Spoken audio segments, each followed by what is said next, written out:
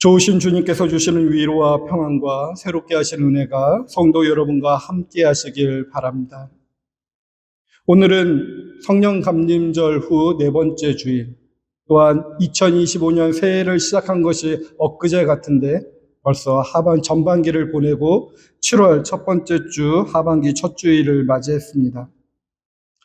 한국의 많은 교회들이 7월 첫 번째 주일을 매주 감사 주일로 지킵니다. 보리 농사를 하지 않은 지 오래되었지만 지난 반년 동안 돌아오면서 함께 하신 주님께 감사해보라는 의미로 계속해서 매주 감사주의를 지킵니다. 오늘 우리도 1년 동안 함께 하셨던 하나님의 은혜를 돌아보는 시간이 되었으면 좋겠습니다. 또한 그렇게 지금 세계의 상황들이 좋지는 않지만 주님의 주신 힘으로 새로운 희망으로 이루어가는 2025년의 하반기가 되길 바랍니다. 이렇게 우리는 특별한 시점이 되면 늘 소원하는 마음이 있습니다. 새해가 되거나 어떤 시간에 매듭을 지을 때마다 우리의 인생이 새로워졌으면 좋겠다, 변화가 있으면 좋겠다 마음을 먹습니다. 그래서 새해 계획을 세우죠. 그 새해 계획들은 보통 극적인 변화를 원합니다. 이 문제가 잘 안 풀리는데 하나님이 개입하셔서 이 내용들이 극적으로 변화되길 원합니다. 아니, 또한 신앙의 핵심으로서 우리의 변화를 추구하기도 합니다. 이 시점부터는 내가 이기적인 사람이 아니라 사랑을 베푸는 사람이 되어야 되겠다. 내가 오늘보다는 더 나은 사람이 되고 싶다. 이러한 변화를 꿈꿉니다. 성경에도 그러한 변화를 꿈꾸는 사람들이 참 많이 등장합니다. 교회력 원래 본문은 네 가지의 본문을 제시합니다. 구약의 복음, 시편의 복음, 그리고 복음서의 본문, 그리고 서신서의 본문입니다. 지금 3년 동안 계속해서 복음서와 서신서의 본문만 보고 있는데요. 아마도 내년부터는 구약의 본문도 함께 우리가 묵상하면서 말씀을 묵상할 것입니다. 근데 오늘 이번 주에 주어진 구약의 본문은 열왕기하 5장의 말씀입니다. 여기도 변화를 꿈꾸는 사람이 있었습니다. 나아만 장군입니다. 여러분들은 오래 다니셨기 때문에 나아만 장군이 누군지 아실 겁니다. 아람의 군대 장군입니다. 비록 이스라엘 사람은 아니었지만 그는 아람의 나라의 영웅이었고 왕의 아주 큰 신하였고 장군이었습니다. 승승장구하던 사람입니다. 하지만 그 화려한 갑옷 속에 그는 감추어진 아픔이 있습니다. 나병입니다. 살을 갉아먹는 끔찍한 병이 있습니다. 그 병을 낫기 위해서 수많은 노력을 했습니다. 그 병이 낫는 그 변화를 늘 꿈꿨습니다. 그래서 그 병을 고칠 수 있는 사람들을 늘 찾았습니다. 그러다 종을 통해서 저 이스라엘 땅에 병을 고칠 수 있는 선지자, 예언자가 있다라는 소식을 듣습니다. 그리고 왠지 모르는 확신이 생깁니다. 그 예언자를 찾아가서 만나면 자신의 병이 고쳐질 것이라는 왠지 모르는 확신이 듭니다. 그래서 그 희망을 품고 어마어마한 예물과 위세당당한 행렬을 이끌고 엘리사 선지자 문 앞에 섭니다. 상상해 봅니다. 아마도 나아만 장군은 이런 상상을 했습니다. 저 위대한 선지자가 이 세계를 쥐락펴락할 수 있는 이 장군이 와서 요청하니 버선발로 뛰어나와서 나의 상처가 어디인 줄 알고 그 상처에 손을 올리고 아주 신비한 기도를 드려서 신비한 그 신의 힘으로 내 상처가 극적으로 나을 거라고 예상했을 것입니다. 변화를 원합니다. 근데 그 변화에 대한 과정들이 자신의 지위와 위치에 걸맞는 그 변화, 내가 상상할 수 있는 생각에 나의 방식으로 그 변화가 일어나기를 기대했습니다. 전 그렇게 상상이 됩니다. 근데 그런 상상을 하다가 그 부분 앞에서 저도 잠깐 멈춰 서게 되었습니다. 왜냐하면 나만의 모습 속에서 저의 모습이 비춰져 보였습니다. 여러분들은 어떠신가요? 어떤 모습이 비춰졌냐면 우리는 변화를 받고 싶고 문제를 해결받고 싶어서 자주 하나님 앞에 나아갑니다. 그런데 동시에 하나님께서 나의 지성의 방식과 나의 경험의 방식과 내 자존심을 존중하는 방식으로 일해주기를 원합니다. 결론까지 예상하고 결론까지 지어놓고 그러한 변화가 있기를 원하는 모습이 있지 않으신가요? 그러니 나아만이나 제가 별반 차이가 없어 보입니다. 그 부분에 있다 보니 변화가 없는 것입니다. 근데 이게 모든 인류의 문제인 것 같습니다. 갈라디아 교인도 마찬가지라고 오늘 갈라디아서를 읽다 보니 묵상이 되었습니다. 그들도 똑같은 함정에 빠져 있습니다. 갈라디아 교인들 아주 힘들게 예수를 믿게 되었습니다. 예수를 믿는 게 그렇게 쉬운 게 아니었습니다. 그런데도 여전히 교회 안에 속에서 죄의 문제가 나타나고 관계가 삐걱거리고 그들의 믿음만으로는 뭔가 부족하구나라는 생각이 듭니다. 우리 교회가 변화되어야 되겠구나. 또 다른 복음이 있구나. 그 복음으로 우리의 교회가 흔들리고 있구나 하다 보니 거기서 인간적인 노력을 더하기 시작합니다. 어렸을 때부터 경험되었고 알아왔던 상식이 작동이 됩니다. 율법을 철저히 지켜야 돼.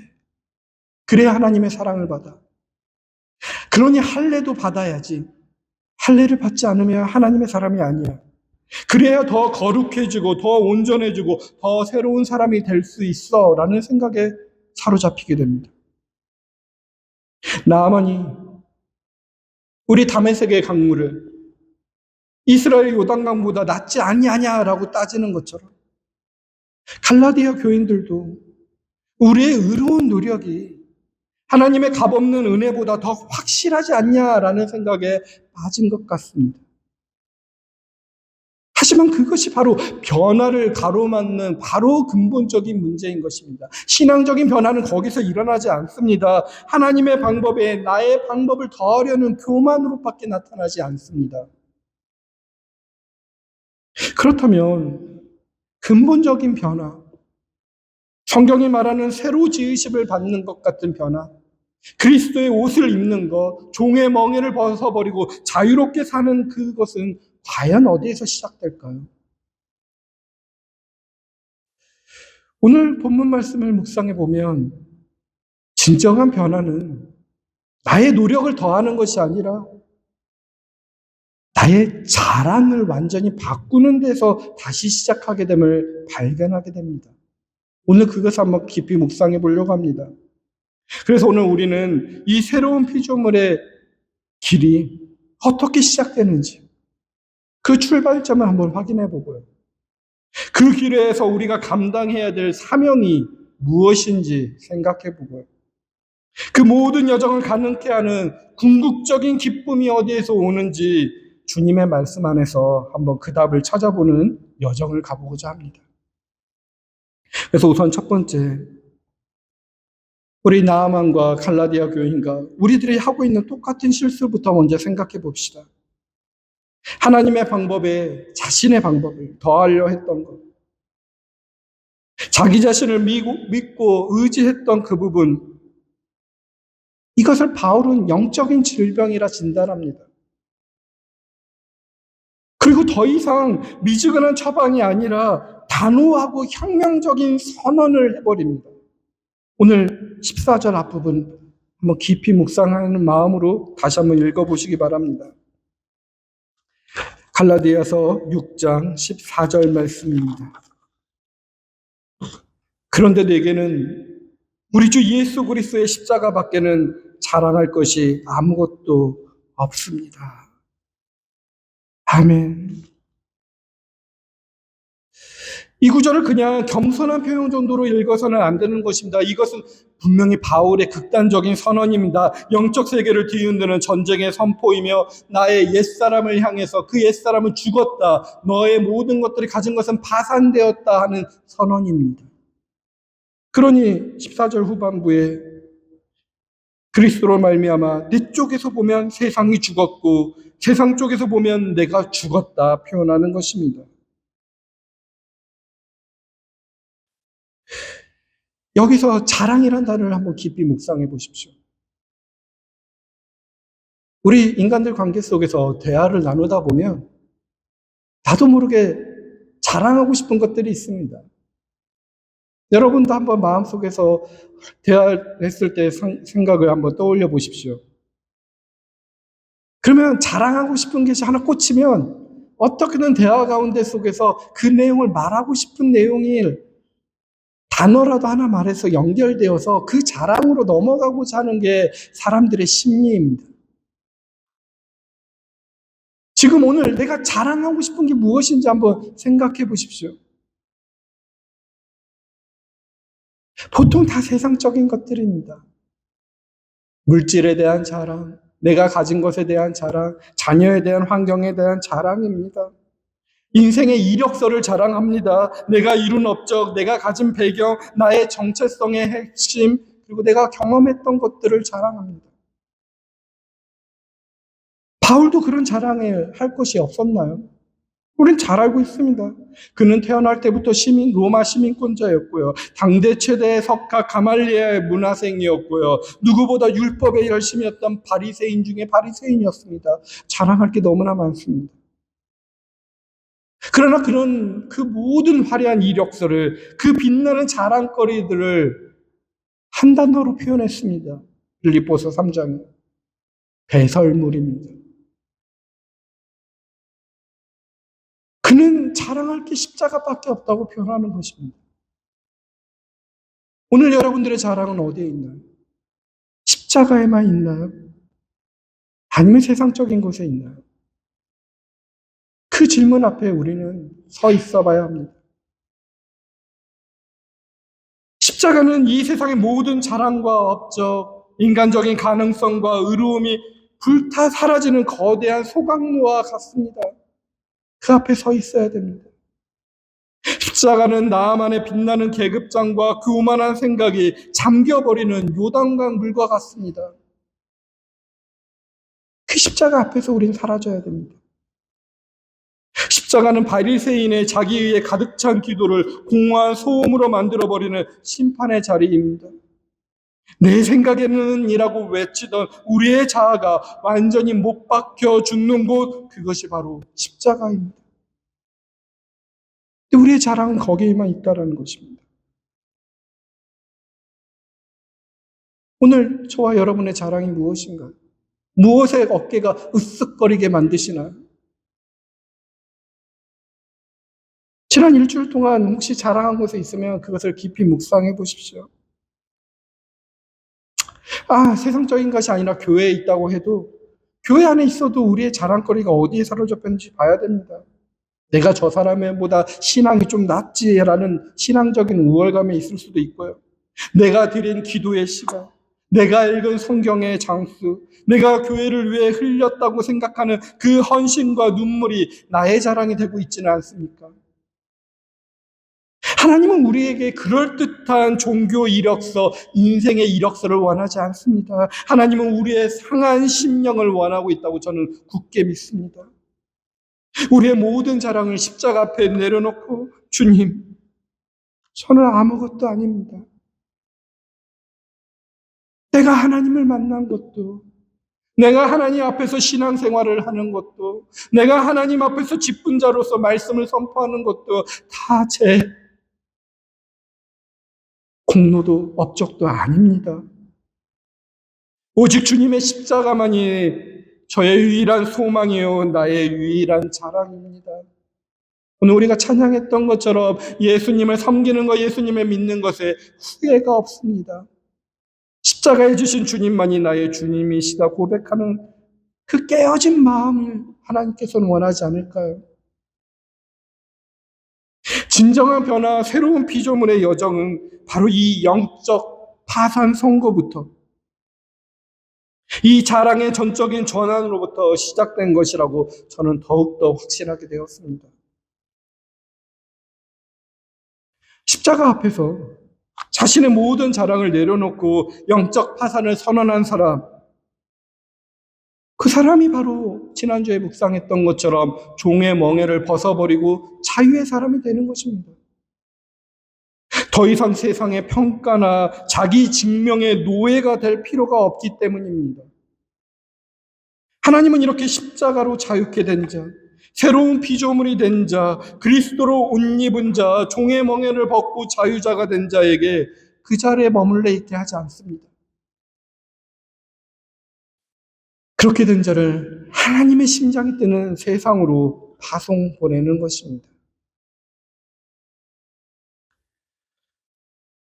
그래서 이 파송된 자가 어떻게 나가는지 한번 우리의 시선을 갈라디아에서 이제 누가복음 10장으로 한번 옮겨보길 바랍니다.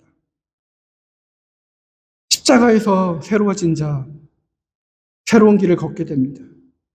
마치 주님이 제자들을 보내시며 그 사명의 방식을 보여주는 것 같은 삶을 살아야 되는 것입니다. 근데 이 사명의 방식이, 이 나가는 세상으로 나가는 삶의 모습이 세상 사람이 보기에는 참 낯선 사람인 것입니다. 오늘 그 낯선 모습을 한 세 가지만 살펴보겠습니다. 먼저 주님은 그들을 둘씩 짝지어 보냅니다. 오늘날 전도할 때 둘씩 짝지어 보내는 게 많아서 낯설어 보이지는 않기는 하지만 그냥 세상의 관점에서 보십시오. 세상은 둘씩 짝지는 것을 피하라 말합니다. 여러분 사업할 때 동업하라고 누가 추천해 주는 사람이 있는가요? 혼자 하라고 합니다. 가족과도 동업하지 말라는 걸 말합니다. 우리가 사는 세상은 개인의 능력과 성취를 중요하게 생각합니다. 다른 사람보다 얼마나 뛰어난가 그게 관심사지 함께 갈 수 있느냐에 대한 관심을 갖지 않습니다.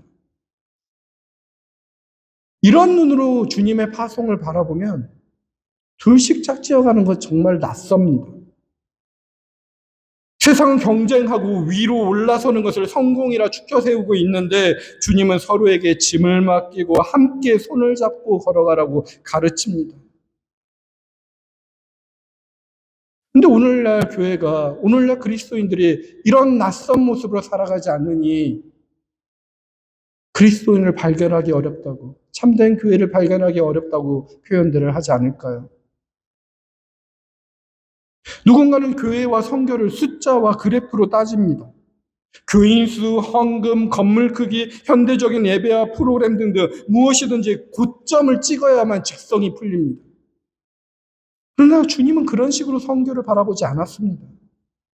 주님의 기준은 우는 이와 함께하는 이, 누가 그렇게 울고 있는가?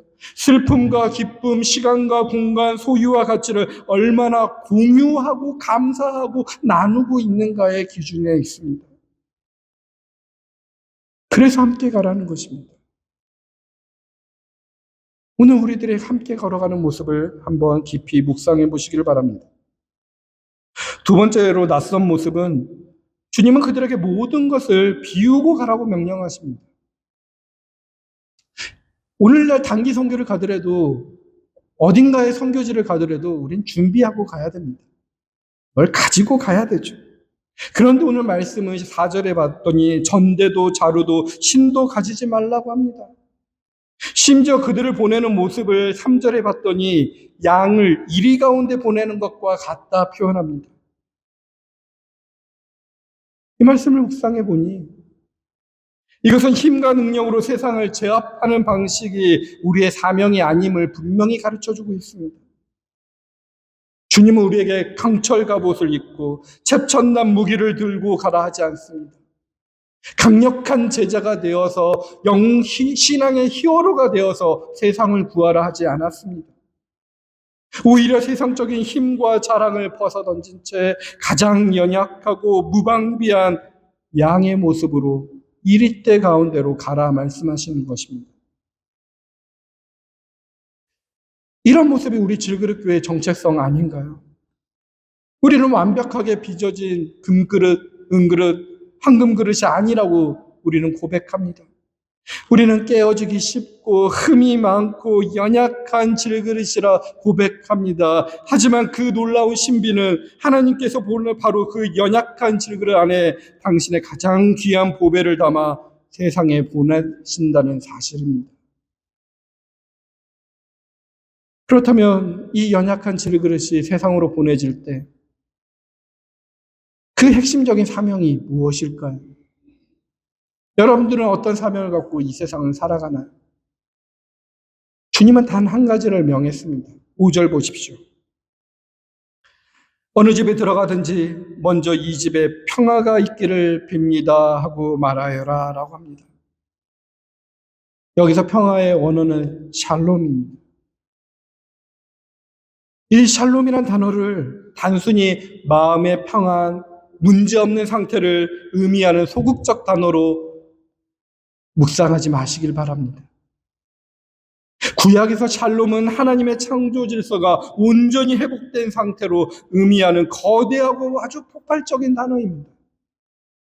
샬롬은 모든 깨진 관계가 회복되는 화해를 꿈꾸는 것이고, 병든 육신이 완전히 치유되는 건강을 꿈꾸는 것이고, 불의가 바로잡히는 정의, 가난과 결핍이 채워지는 극단적인 풍요, 궁극적으로 하나님의 살아있는 통치가 임하시는 하나님 나라 그 자체를 샬롬이라 표현했습니다.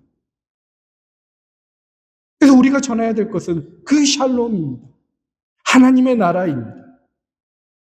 이 하나님의 나라의 씨앗을 심는 것입니다. 샬롬의 씨앗을 이 세상에 심는 것입니다. 이 샬롬을 세상에 심는 것, 이것이 바로 오늘 갈라디아서가 말하는 9절에 선한 일을 하는 것입니다. 8절에 성령에다 심는 그 일의 구체적인 삶의 모습인 것입니다. 그렇다면 오늘 저와 여러분들이 이 예배를 마치고 세상으로 나가서 어떤 샬롬의 씨앗을 심을 수 있을까요? 거창한 것이 아닙니다. 샬롬의 씨앗입니다. 냉정주의 부부 사이에 있다면 먼저 손을 내밀어서 미안해 말하는 것이 샬롬을 심는 것일 수 있습니다. 분주하고 지친 직장 동료나 함께 일하는 사람에게 따뜻한 차를 건네면서 잠시 숨을 돌리게 하는 것이 샬롬을 심는 모습일 수 있습니다. 끝없는 경쟁과 불안 속에 살아가는 자녀의 등을 두드리면서 결과와 상관없이 너는 세상에서 가장 소중하다 말해주는 것이 샬롬을 심는 하나의 모습일 수 있습니다. 오늘 우리는 그 샬롬을 심는 일에 부름받은 자들입니다. 그 작은 행동들이 세상 사람들이 보기에 낯선 행동처럼 보일 것입니다. 그게 그리스도인들입니다.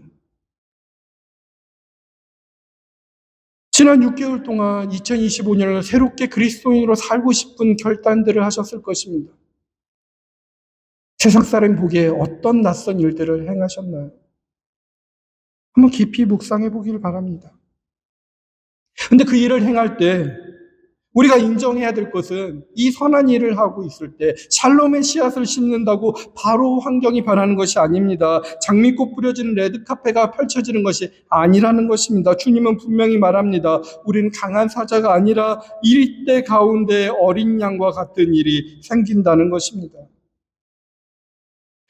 우리의 선한 의도가 오해받을 때가 많을 것이고 우리의 마음이 지치고 낙심할 수 있다는 것입니다. 그러니 오늘 6장 9절에 선한 일을 하다가 낙심하지 마십시오라고 바울은 갈라디아 교인들에게 강력하게 말하고 권면하는 것입니다. 근데 사실 우리 자주 낙심하죠. 낙심하기에 우리는 쉽게 포기하죠. 그럼에도 우리는 샬롬의 씨앗을 뿌려야 되는 것입니다. 낙심하고 포기하는데 무엇이 우리가 계속 지속적으로 이 샬롬의 씨앗을 뿌리게 할 수 있을까요? 그것은 누가복음 10장 17절에 그 힌트를 보여줍니다. 사명을 마치고 돌아온 제자들의 얼굴에 상기가 되었던 것처럼 느껴집니다. 그들의 얼굴에 상기되었고 목소리는 감격에 차 있습니다. 주님의 이름을 대면 귀신들까지도 우리에게 복종합니다라고 주님께 고백합니다. 그들은 자신들의 사역에 거둔 놀라운 성공에 눈에 보이는 능력과 가시적인 성과에 도취되어 있는 것처럼 보입니다. 근데 저는 이 부분이 우리의 가장 신앙적인 마지막 유혹이라고 느껴집니다. 십자가 앞에서 나의 모든 자랑을 내려놓았다고 생각했는데 어느새 하나님의 위에 일하는 나의 모습, 나의 사역의 열매를 또 다른 자랑거리로 삼으려는 유혹 말입니다. 바로 그 위험한 순간 제자들을 흥분된 보고를 보고 주님은 조용히, 그러나 우리의 영혼을 관통하는 단호한 음성으로 말씀하십니다. 20절 말씀입니다. 그러나 귀신들이 너희에게 굴복한다고 해서 기뻐하지 말고 너희의 이름이 하늘에 기록된 것을 기뻐하여라. 아멘.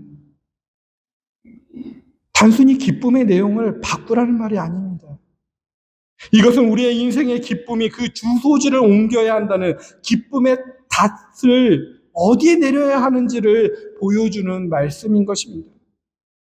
사역의 성공, 사람들의 칭찬, 눈에 보이는 성과는 있다가도 없어지는 것입니다. 아침에 되면 사라지는 안개와 같은 것입니다. 이 땅의 것에 기쁨의 닻을 내린 배는 세상의 풍파 가운데 속에서 이리저리 흔들릴 수밖에 없습니다.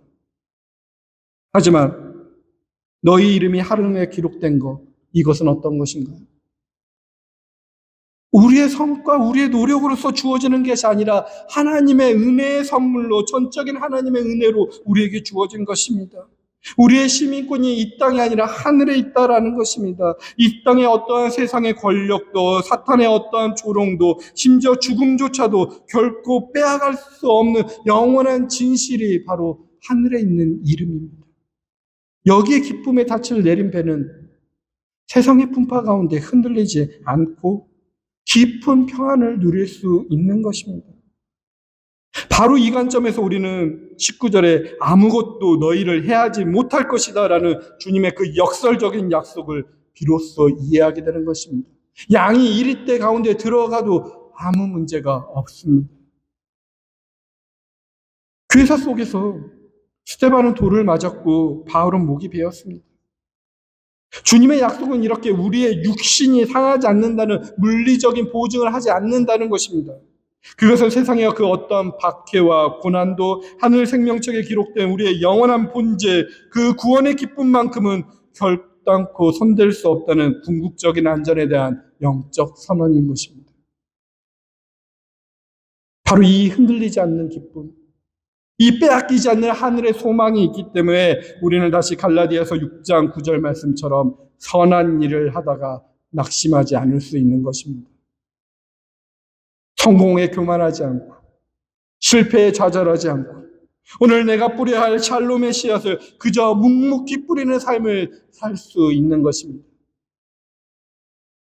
그 씨앗에 대한 결과, 씨앗에 대한 열매도 하나님께 다 맡길 수 있는 것입니다. 왜냐하면 우리의 진정한 상급은 이 땅의 열매가 아니라 내가 지어지는 열매가 아니라 영원한 하늘에 있기 때문입니다.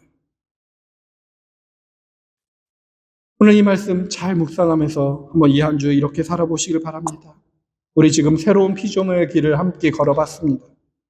그 길의 출발점은 나의 모든 자랑과 가능성이 남김없이 못 박히는 예수의 십자가에 있었습니다.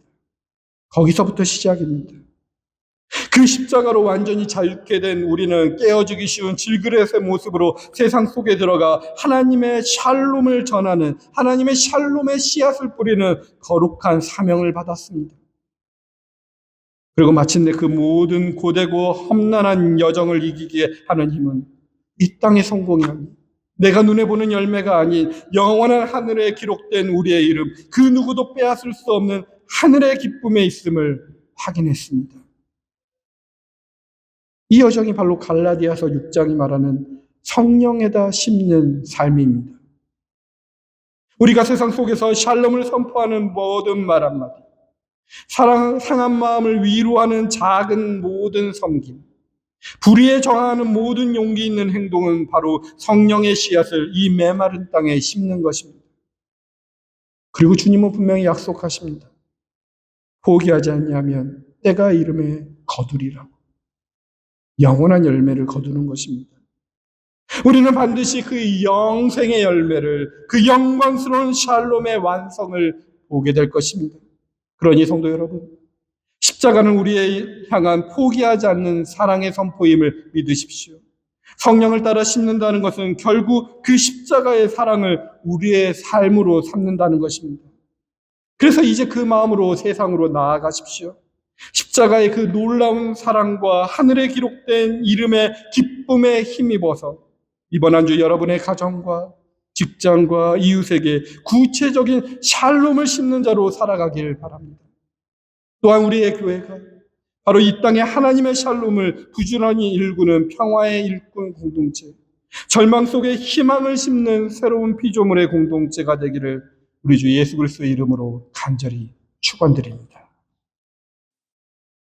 살아계신 하나님 아버지, 우리의 자랑이 세상의 헛된 것들이 아니라 오직 우리를 위해 모든 것을 내어주신 예수 그리스도의 십자가가 되게 하여 주옵소서. 그 십자가의 능력으로 우리를 날마다 새롭게 빚으시고 그 십자가의 사랑을 가지고 세상으로 나아가게 하옵소서.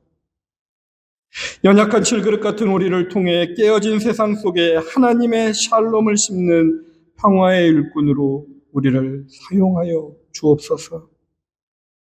우리의 모든 여정을 인도하시는 우리 주 예수 그리스도의 이름으로 기도합니다. 아멘.